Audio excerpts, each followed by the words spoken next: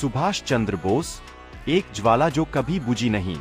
23 जनवरी 1897 की सुबह उड़ीसा के कटक नगर में एक बालक ने जन्म लिया। उसके पिता जानकीनाथ बोस एक प्रतिष्ठित वकील थे और माता प्रभावती देवी धार्मिक व संस्कारवान महिला थीं। इस बालक का नाम रखा गया सुभाष चंद्र बोस।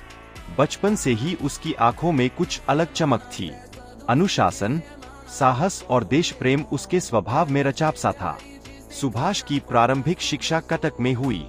पढ़ाई में वे तेज थे, लेकिन अन्याय को सहन करना उन्होंने कभी नहीं सीखा। आगे की पढ़ाई के लिए वे रावेनशॉ कॉलेज और फिर कोलकाता के प्रेसिडेंसी कॉलेज पहुंचे।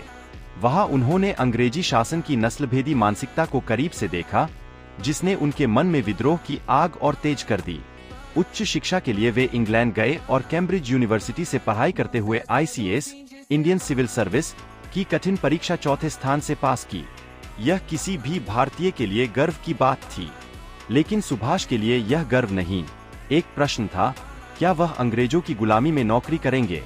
1921 में उन्होंने ऐतिहासिक निर्णय लेते हुए ICA से इस्तीफा दे दिया और कहा, मैं अंग्रेजों की नौकरी नहीं कर सकता, मेरा जीवन भारत के लिए है।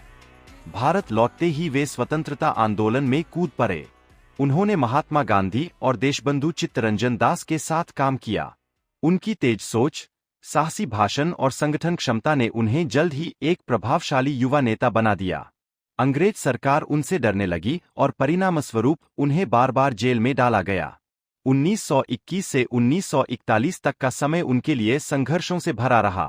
कभी जेल, कभी नजरबंदी, कभी देश निकाला, सब कुछ सहा।